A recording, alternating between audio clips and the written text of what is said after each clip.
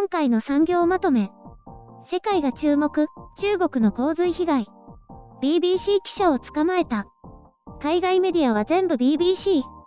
極度の集中豪雨による洪水被害に遭った中国河南省鄭州市では、多くの海外メディアも取材を行っています。しかし最近 BBC のウイグル人権問題報道をめぐって海外メディアへの不信感が高まっている中国では、外国人記者が取材するのは容易ではないようです。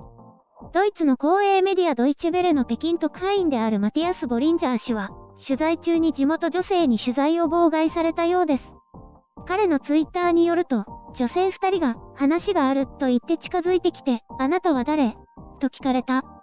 一人の女性が話しかけている間、もう一人はずっと撮影していた。中高年の男性が BBC のロビン・ブラントの写真を見せ、これはお前かと聞いたとのことです。BBC のロビン・ブラントといえば、ウイグルの人権問題を報道し、中国政府からは全くの嘘だと批判された記者です。彼らは私を悪者扱いし、中国を中傷するのはやめろと叫んで押し続けた。一人の男が私の電話を奪おうとしたとのことです。最終的に人違いと分かったようで、女性たちが周囲を落ち着かせたようです。一部の人は謝罪したとのことです。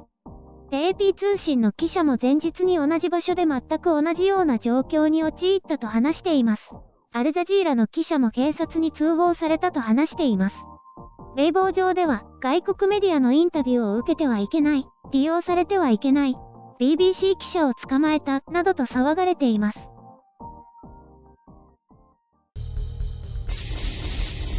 編集所感。今回の概要。単なる外国記者嫌い。欧米メディアは捏造だらけ。煽りすぎてまた暴走が始まる。米国で黒人たちによる差別反対デモが行われていた時、自由民主主義の国こそ人権問題を抱えているなどと批判報道を行った中国メディア。目的はウイグル人権問題はでっち上げであり、本当の人権問題は欧米諸国にはびこっていると示すためと思われます。中国政府やメディアが愛国心を煽ると中国人はひたすら内向きになり、外国人に対する敵外心を増していくという形になっています。中国ではアフリカ人コミュニティへの差別が問題となっていますが、もはやそこにはとどまらず、欧米人に対する不信感にまで広がっているようですね。当初はウイグル人権問題を厳しく批判した BBC に対する憎悪でしかなかったかもしれませんが、もはや見境なくとなっているようです。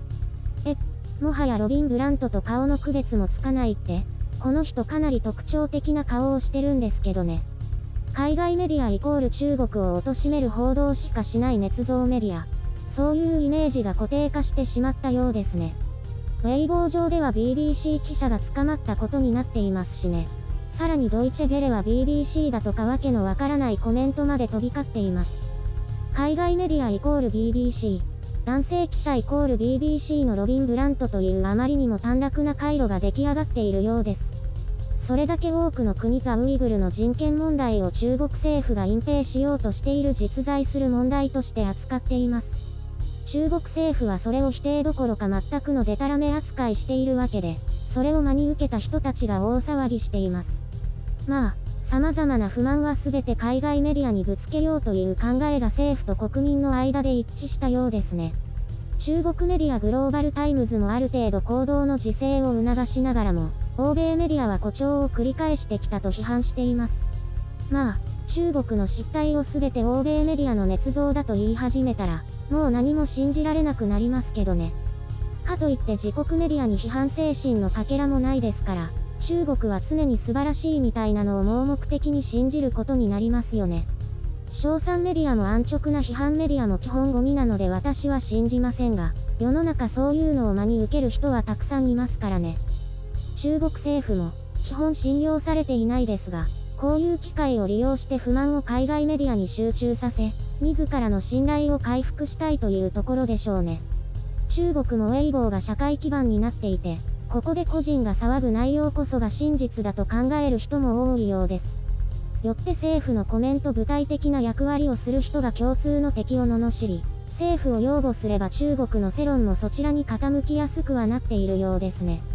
ともかくね、中国のこの状況は良くないですね。政府もメディアも早くブレーキをかけるべきなのに、むしろこれを利用しています。でね、問題はここにとどまらないんですよ。こうした流れを受けて、今度は中国の公的機関がおかしな方向に暴走しようとしています。ちょっと前に、日本、米国、インドに対して SNS などを使って不適切な投稿をして問題になりましたよね。名もない国民が嘲笑するのも問題ですが、それを公的機関がやり始めるとね。ロイターが普通に中国のウェイトリフティング選手の金メダルを報じただけですよ。その写真が気に食わなかったらしく、在スリランカの中国大使館が醜い写真を掲載した。スポーツの政治利用だとかわけのわからない指摘をしています。中国大使館が選手の競技中の顔を醜いとか言う。これ、当然のように欧米メディアから早速叩かれていますよ。憎しみのあまりにね、こういう先走った、また、変に欧米メディアへの憎悪を増幅させるような不適切な投稿がますます出てくるんじゃないかと思います。そうやって敵視して罵ると楽しいんでしょうね。でも何も残りませんよ。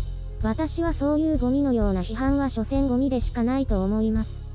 何かを敵視して無条件に叩きのめして騒ぎ立てるというのは特にネットで横行していますけど、良いとは思いませんね。もう一言言わせてもらうならば、日本でもマスメディアがそういうのはよろしくないと批判しますが、マスメディアがやっていることも同じですよ。ネットはそれに倣ってやっているだけです。多少度合いは違うけど、マスメディアの扇動もとことんひどいです。自分のことは見えないのね。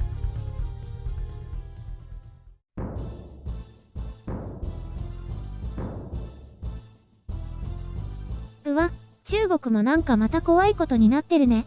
行っちゃダメだよ。行かないって。行く用事もないし、行きたくもないし。